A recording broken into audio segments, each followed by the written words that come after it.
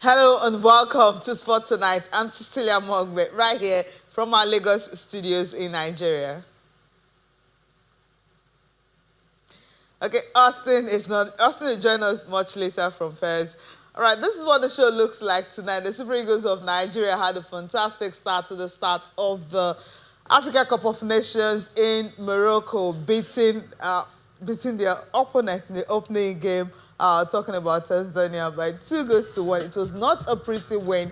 It was not an ugly one, but the Super Eagles did enough to get all 3 points to start their campaign in Fez in Morocco. Yes, that's going to be our focus tonight on our Sports Tonight, because the Super Eagles of Nigeria, they are in Morocco to win. Here to win, that's the tag. And of course, the slogan of "Let's do it again" is still ringing in the minds of the players who couldn't do it the last time when they went to Cote d'Ivoire. They got to the final, but that was all. But the motivation coming just 24 hours before the opening game. The houses, the lands, the certificates are being given to them. That may just be at something that will spur them on, especially those that are making their debut at the Africa Cup of Nations, those 5 players who, well, they didn't get anything because they were not at the last one. So some of these players will just be hungry and aiming to, get something out of this Africa Cup of Nations. And how do you receive that presidential shake? It's by, winning the trophy. Hopefully they can do that at this time around. Yes, that's our focus on the show tonight. We'll also touch down on other games going on at the Africa Cup of Nations. South Africa, Morocco, Senegal, all having a good start to their own campaign. Of course, if we have time, we'll quickly touch down on match day 18 of the Nigeria Premier Football League. Yes, that's our own. That's also where most of the stars are born. In those days, you have star players actually coming from the NPFL, going to the Nations Cup and helping Nigeria to win. But we don't have any NPFL player at the Nations Cup. That's why the leagues continue, no break for the players. They continue to play. So we're going to be starting off with the Super Eagles of Nigeria, because it is a big win for them tonight.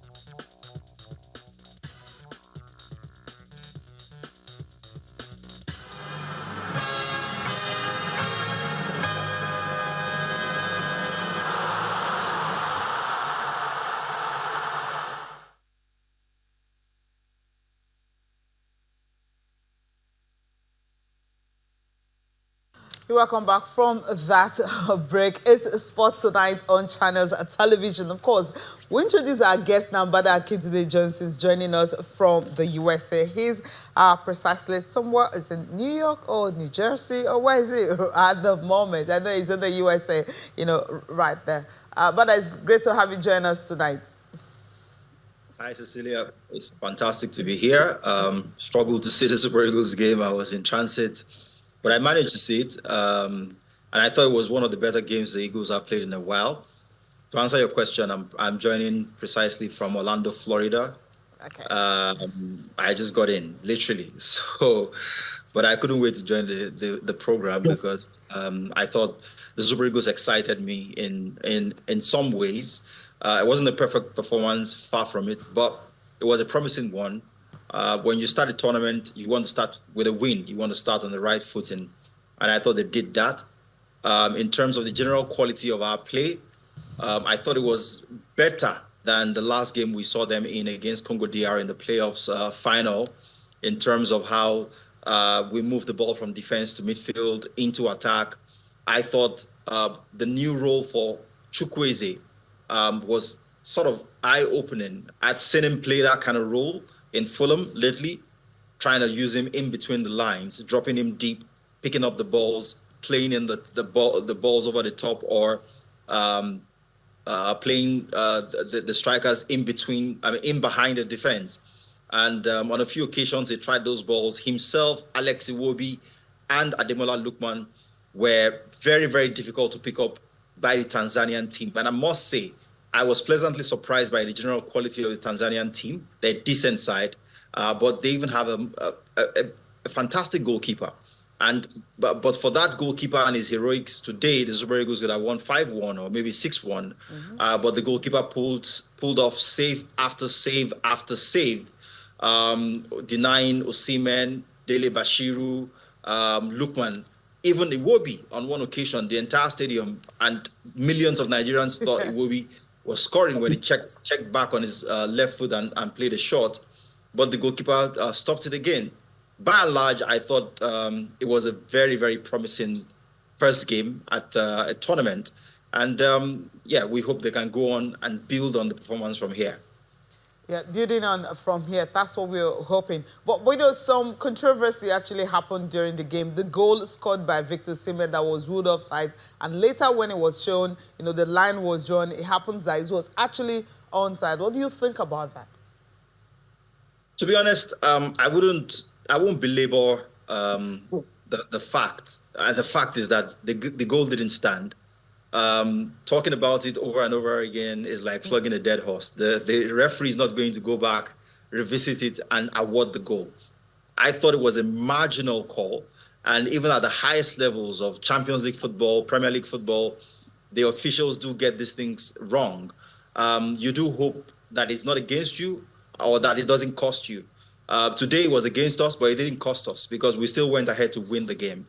But then the cross from Adam to playing Osimhen for that clever finish. We had seen one or two occasions when they had tried that combination. And that's what I like about this Super Eagles setup, the fluidity of that attacking play, in that no player is rigid. The wingers are not hugging the touchline. Some of them are dropping deep to pick up the ball. And then the other striker is running in behind, getting played through, or getting on the end of a cross coming from who is supposed to be traditionally a supporting striker. So the thing that lifted my heart the most was that there was no rigidity about the Nigerian team. There was a lot of fluidity. There was a lot of flexibility in the way that they played, and they caused the Tanzanians problem after problem. Matter of factly, we had about 20 shots on goal, of which about 11 of them were on target. That's not something we've said too often about the Super Eagles in recent games. So if we're creating chances in abundance in the way that we did today, it wouldn't matter whether the referees get the odd call wrong. We will still go ahead and cause teams problems and probably still go ahead and win games regardless.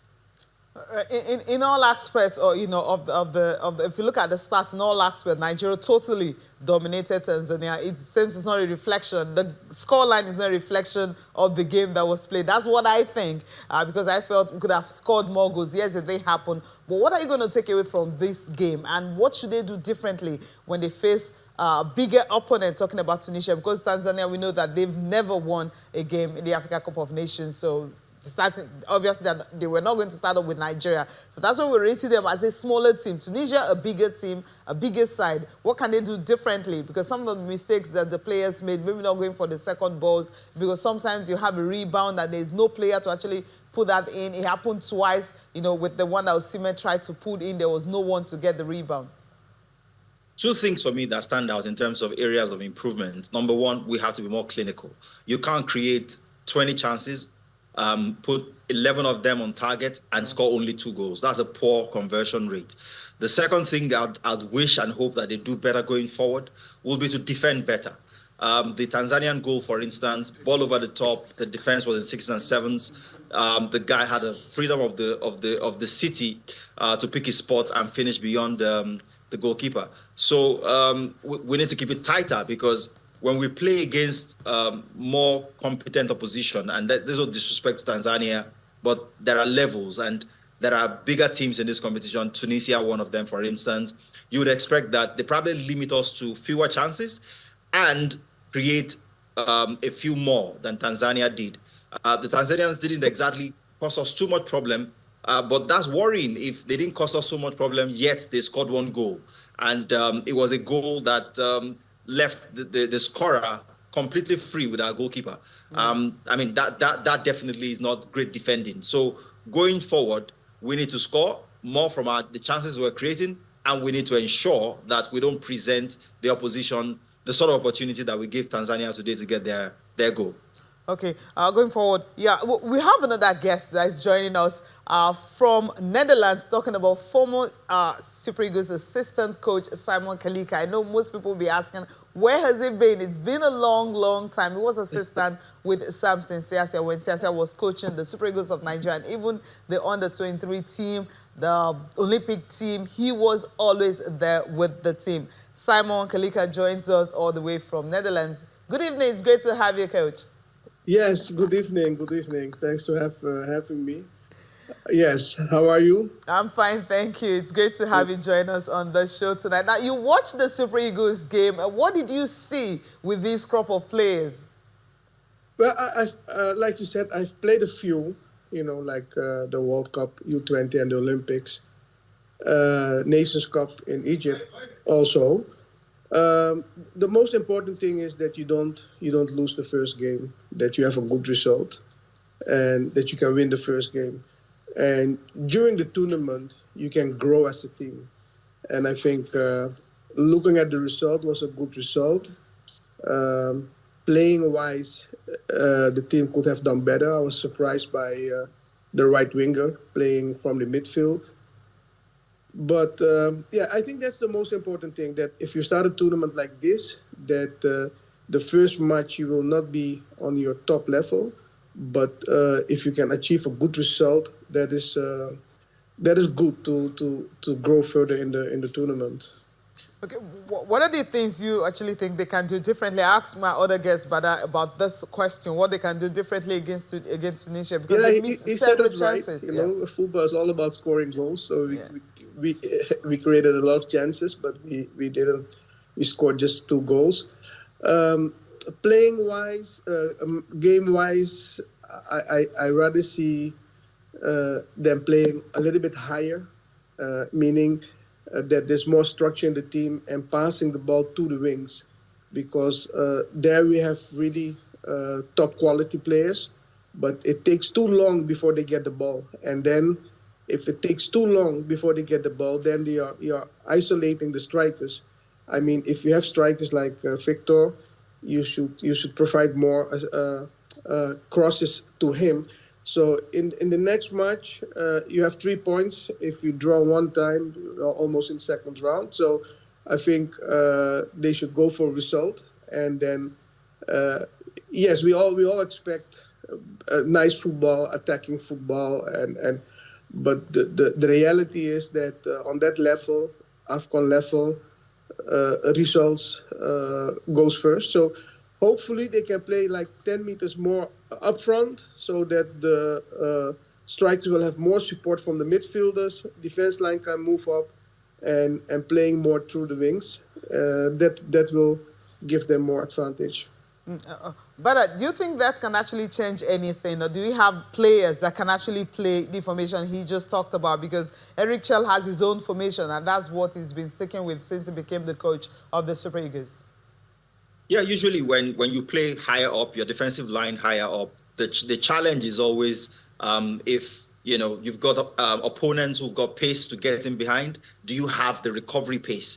And I think Shemilogo Ajayi is very quick, plays in England, is played through the Arsenal Academy. He now plays in the Championship. His partner, Calvin Bassey, had his entire football education in the English system, also very quick. Used to play for Rangers, now plays for Fulham. The fullbacks is where you would have a problem, because in the system that we play, in the way that we set up, you expect Osei Samuel and Zaidu Sanusi to be more of attacking outlets, to be the guys who get a lot of those crosses in. Zaidu let himself down too many times, just as he did against Congo DR, with some really, really bad crossing. When, he interchanges with some of the midfielders, they get him behind, and then the crossing leaves much to be desired. We didn't see Osei Samuel go forward that much. And when you play high, what you're trying to do is to compress the pitch in the opponent's half, and to have overloads in key areas, particularly in the wide areas. And if you create those overloads, you want to be decisive. you can't have too many occasions when the crossing coming in is disappointing, doesn't beat the first man, or clears everybody and goes, out of touch on the other side. And that happens a few times today. So we've got to improve in those areas. Yes, if we do push 10 meters up, we have the recovery pace from the center backs in case we get caught out. But again, when you create those situations, having compressed the play in the opponent's half, you want to be very clinical. You want to get the crosses pinpoint, getting our men in the box, but also when you do when you lose the ball, you want to win it back very quickly. And in the central midfield areas, I thought today maybe Ndidi didn't have much to do because we were on the front foot most of the time. Against Congo DR, we saw how he struggled because we were defending a lot.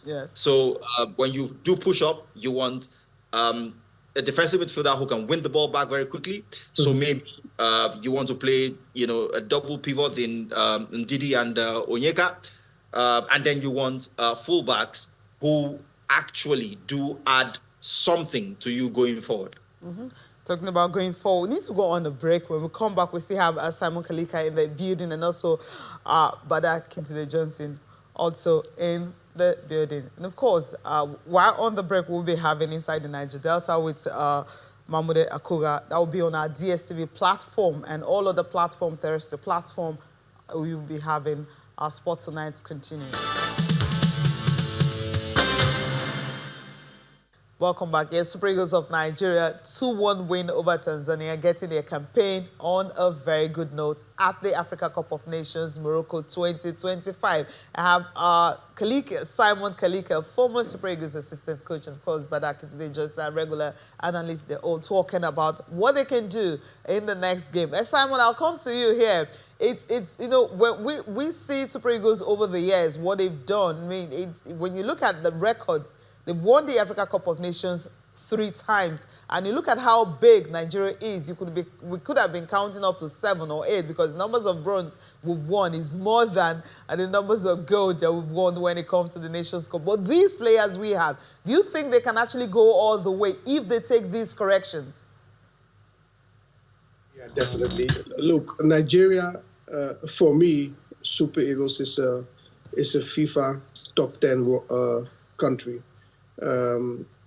It's a pity that they are not on the World Cup, but Nigeria has world-class players. That's not something that I think, or is my opinion. No, just look at where the players are playing. They are not playing in small leagues. They are playing in the best leagues within the best clubs in the world. So the quality, they have top quality. Most of the time it's a matter of choosing the right system to play that suits the player.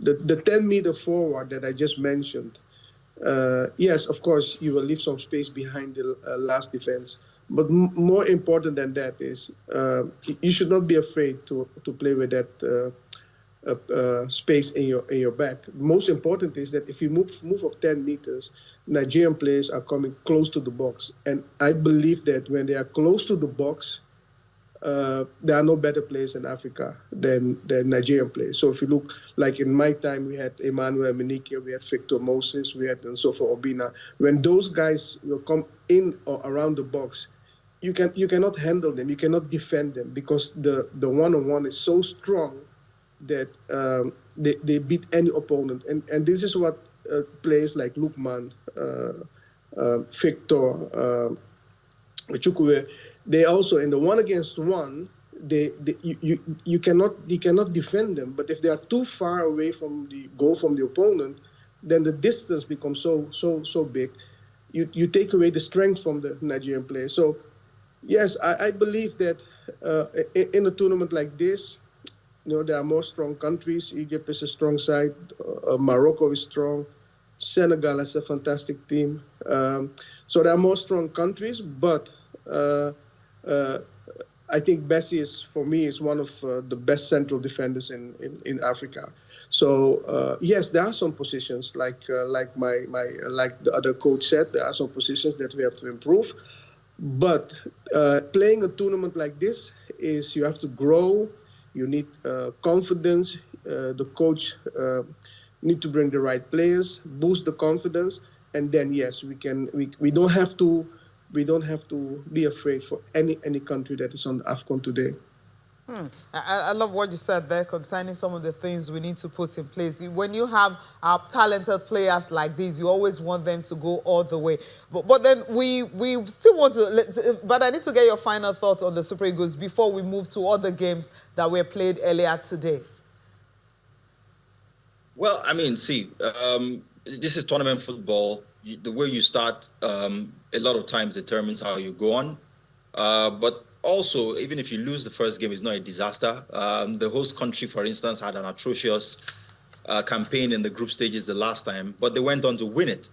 But again, you don't want to put yourself under too much stress, especially having not qualified for the World Cup. So the Super Eagles have a lot of making it up to the fans to do, and I think they've taken the first step in that direction today.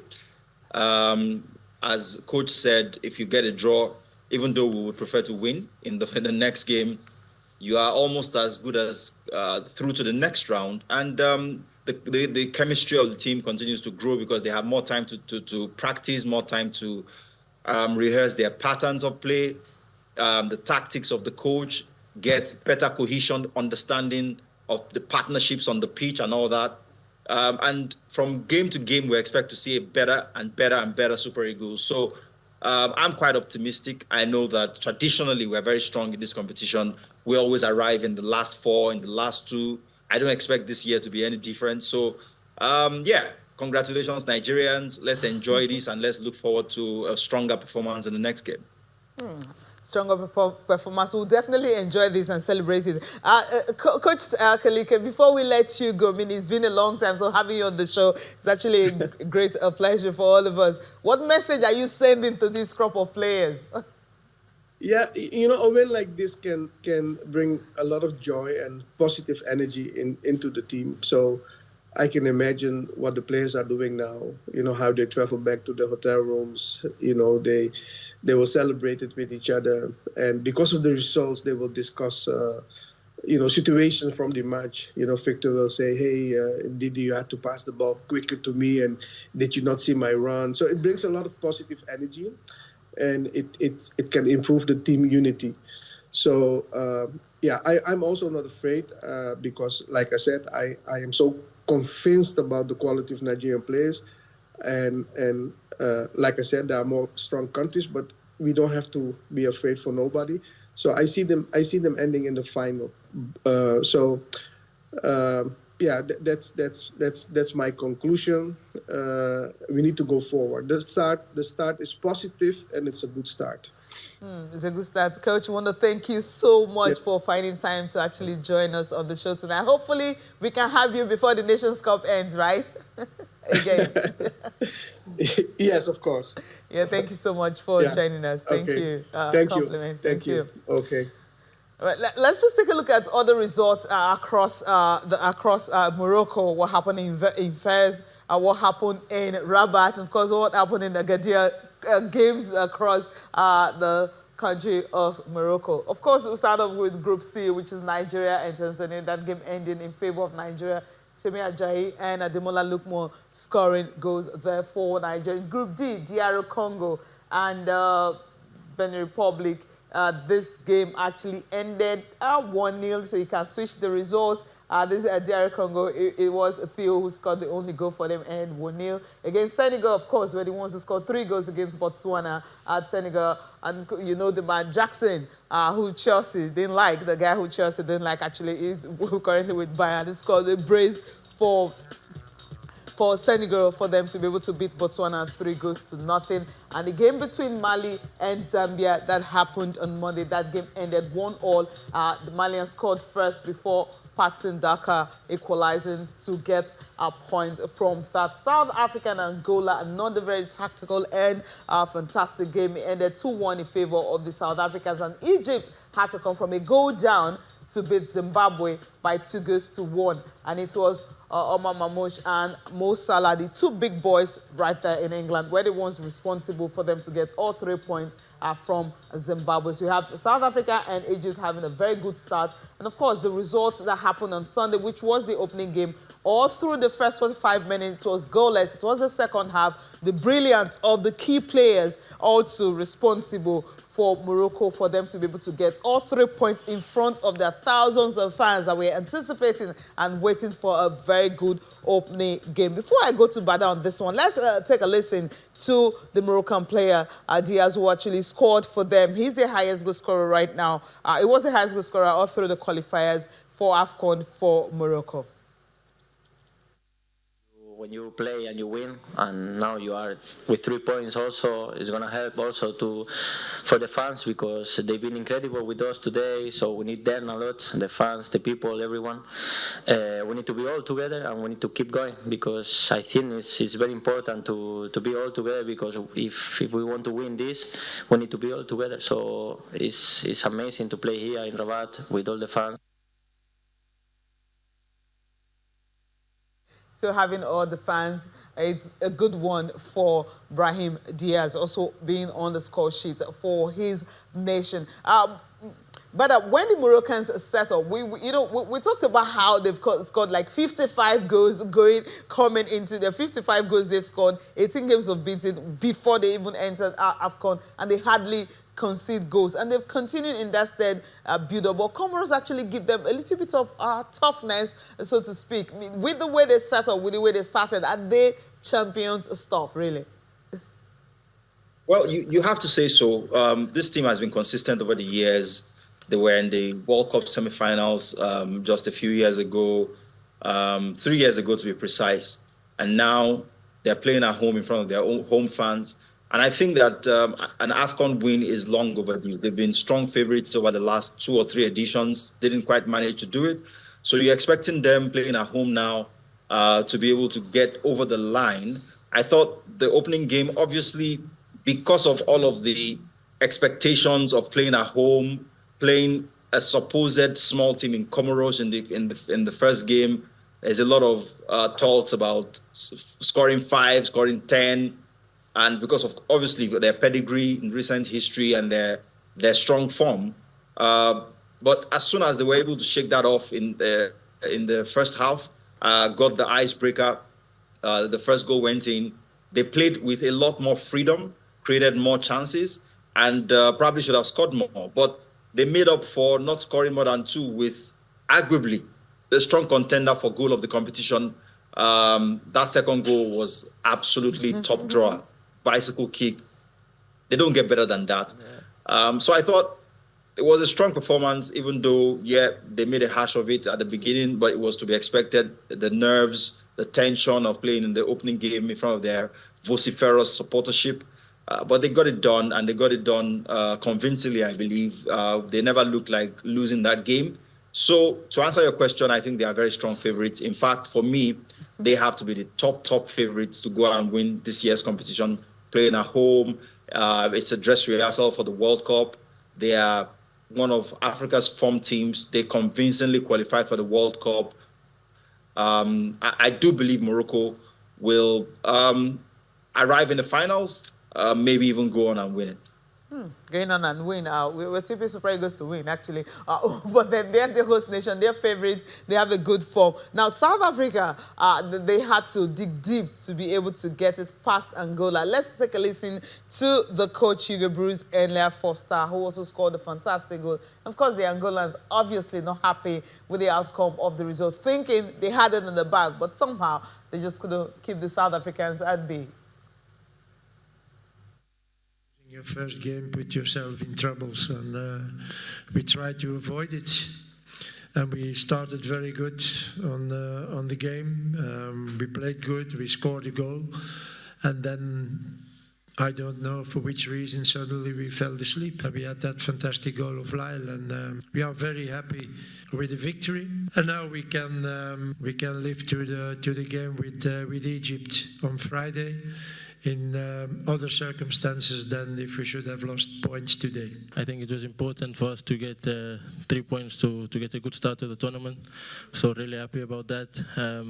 Yeah, tough game, tough opponents. Credit to Angola for putting up the fight that they did. But yeah, overall just happy with the result and the performance of the team, especially in the second half. I think we did well to win the ball back again and got the ball at my feet. And yeah, I wanted to score. So I just told myself I have to put it there. And thank God the luck was on my side this time and it went in this time. So yeah, I think we just have to keep trying. I know not every ball is going to go in, but at least 1 or 2 will, so just have to keep shooting. Obviously, we are a bit sad because we lost the first game, and when we start the competition, it's always important to start with points. But facing a top team in Africa, I think we did a good game. We made 2 mistakes, and when we play such a team, 2 mistakes, and then we pay cash. The first goal we get back, and we try to contain. We try to apply the plan that we prepared during all the weeks, but finally we made another mistakes, and congratulations for Bafana, and we just have to keep the heads up and to continue because we still have 2 games to go. Don't make mistakes like that. When you make mistakes, and of course the results will definitely not go your way. That's the other problem of Angola at the moment. Because the next opponent obviously they want to do better than that. But we saw what Egypt were able to do. South Africa is facing Egypt next, and of course what Egypt were able to do, going down and also coming back. They've got the firepower, and the fact that Mo Salah is scoring, I think that's what most fans are actually happy about. For South Africa and the Egyptians, they had to dig deep to be able to win their opening games. You think they're going to struggle in the tournament, or it's just what champions are made of? When they go down, they're able to bounce back and get desired results. To be honest, there are no easy games at this level. Like I said today, Tanzania surprised me quite pleasantly. The quality of their setup, they play, how they move the ball. And it's the same for the other games we've seen so far. I thought South Africans were really, really good. As a matter of fact, in terms of quality of play, they are one of the best sides in Africa. Nigerians can attest to that. We couldn't beat them over 2 legs in the World Cup qualifiers. They ended up pipping us to the World Cup ticket. So I'm not surprised they won their game, and I'm also not surprised it was difficult for them. Same with Egypt. This competition is going to show the rest of the world, and I'm glad that the world is watching, because this is the most widely distributed AFCON of all time. So it's being watched in Europe, it's being watched in America, it's being watched in all parts of the world. And one thing that it's going to do for African football is to prove without a shadow of a doubt that the game has come of age on the continent. And by the time those, hopefully, 10 African teams go to the World Cup here in America in a few months' time,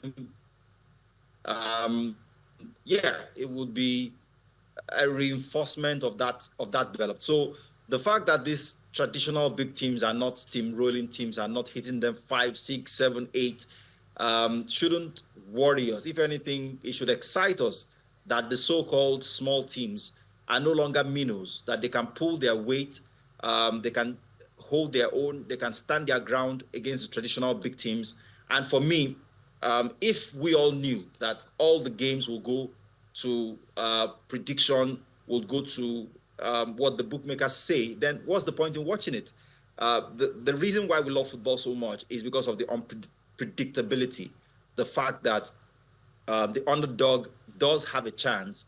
And this competition, at least the start of it, is showing that African football, no fixture is decided before it is played, and that even the so-called underdogs can always surprise you, especially if you don't bring your A game. The Egyptians didn't exactly play well from all through that game, and they almost paid for it. So, and that's what makes AFCON special, and that's what we want to continue to see.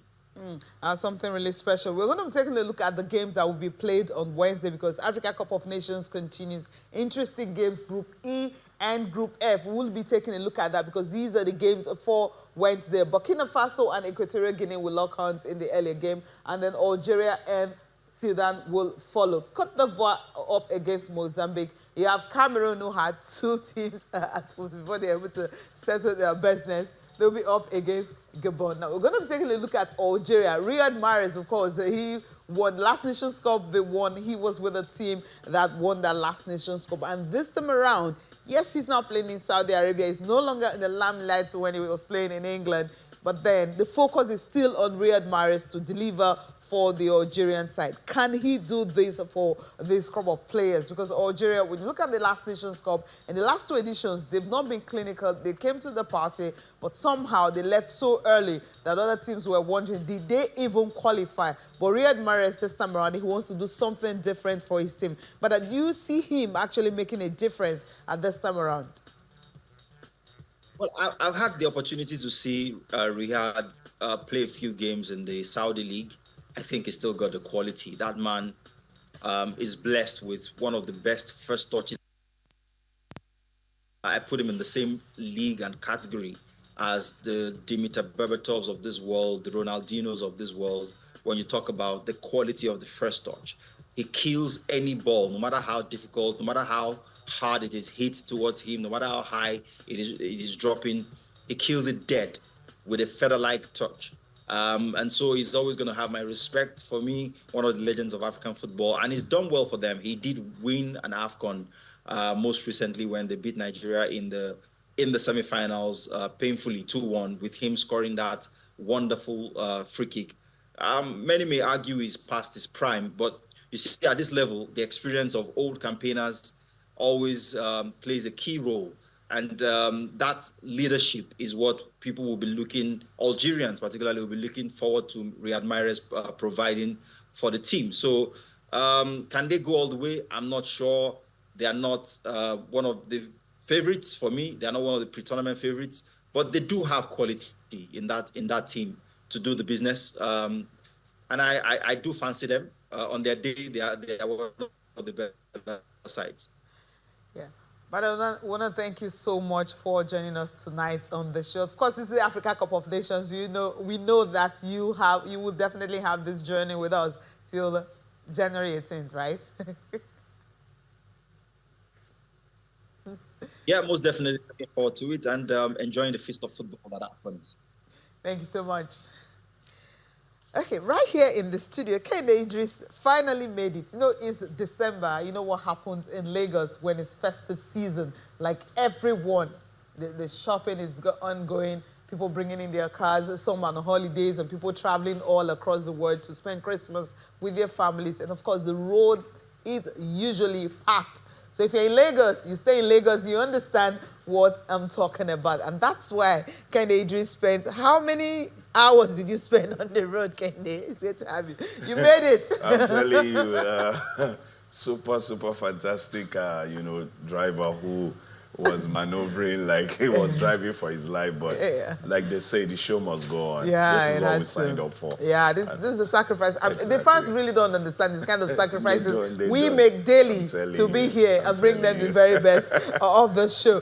Just a quick one. Your thoughts on Super Eagles, because I know you want to talk about this. You watch it while you were in traffic. Yeah. I know how terrible that can be. Yeah, crazy. I must say. Thank God, the most important statistics is the scoreline. Yeah. 2-1, all 3 points in the bag. Now, nerves can settle. You get into the second game knowing that you already have 3 points in hand. Another win will secure your place in the next round of the competition. So the Super Eagles are in a good place. But talking about the game itself, I think there are still 1 or 2 places where you need to patch. But that is competition mode. You need time to gel. It takes a little while. Sometimes first 2 games, you need that for the boys to. But I think not bad how they played. But I must kudos Tanzania. I think they came with a game plan. They executed it so well. They just want to soak pressure, break when they can break, and hurt Nigeria whenever they've got the chance. And they did that. I think it took the class of the kind of defense line, Shemi, Osai Samuel, Calvin Bassey, and also Zaidu Sanusi. All 4 were so good for me. I really appreciate it. But I think the midfield, for me, was the outstanding setup. Ademola Lookman, Alex Iwobi, and also Wilfred Ndidi. I think they were the core thing. The attack, not so there, but maybe in the next game, we'll see them explode. The whole stadium wanted Osimhen to score. At some point, they started shouting Osimhen, but it didn't happen. But there are still so many games. So we'll get to the final. He scored, actually, was offside, right? Oh, okay. It was cancelled. And it was supposed to be a beautiful goal. It was a beautiful goal. Yeah, it was. It was a beautiful goal. It was, but I don't know. Yeah. The hand, I don't know why the hand keeps being an offside. but good. Eric Sekuchel still stands as a coach who has not lost a game with Nigeria in 90 minutes. Okay. So, because I know you want to say Congo DR. Yeah, I know you talk about that, because people talk about you have to, how do I put it? You have to win all your games. Yes, you win all your games, but then you have to be clinical, which is really important. If they're not clinical against Tunisia, it's going to be difficult. Quickly, let's talk about Cameroon. Yeah. They will also be in action. The crisis they had coming into AFCON, it seems they've settled. They're not thinking about that now. According to the coach, says they are here to win, to fight. They are Cameroonians, and once they are here, you know what that means. Yes. I think they were also going through a bit of a turmoil, in-house crisis when they came to the AFCON last year. And we played them in the round of 16, talking about the Super Eagles. And I was right there. I know how tough it was. I know how crazy. See, there are some things with some of this team.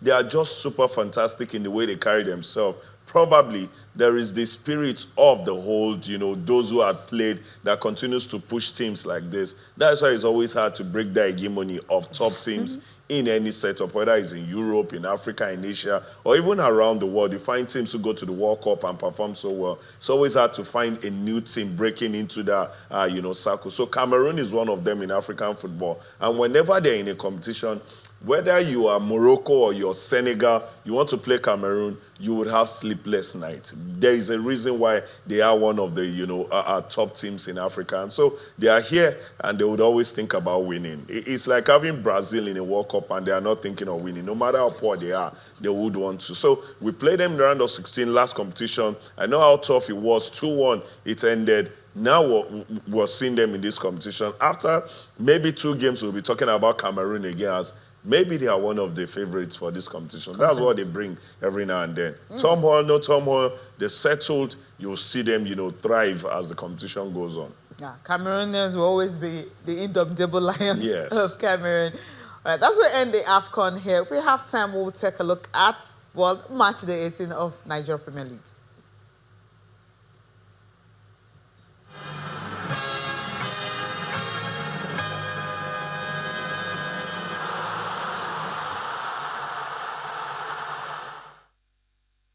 Okay, we won't be able to talk about the NPFL. We'll promise you on Thursday or Friday we should be able to do that. It's all about the Africa Cup of Nations. That's what it's going on now. Ken Aegis, I want to thank you so much for making it down to the studio even in the final minutes. Yeah.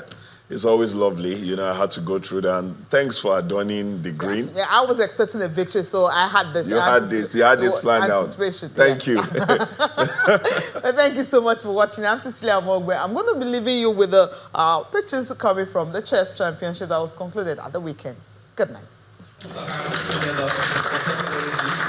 The 2025 National Chess Championship comes to a memorable close with a colorful closing ceremony held at the Orchid Hotel, Lekki, Lagos. The tournament brings together elite players, emerging talent, officials, and chess enthusiasts from across the country. For a competition like this, in the game of chess, everybody is a winner. Of course, some people will take away trophy, but everybody is a winner. We go back to the schools because the agenda this year by FIDE is to go back to the schools, the primary schools, the secondary schools, and the universities, and get this best brain that are interested in playing this very interesting and strategic game going forward. We will do it with your support and with your cooperation. And I assure you that the new board is committed to promoting the game of chess. After several days of intense competition, the championship successfully crowned the new national champions across various categories.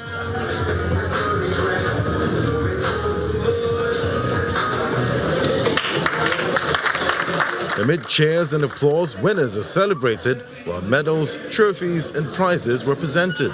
Well, this is fantastic, I must say.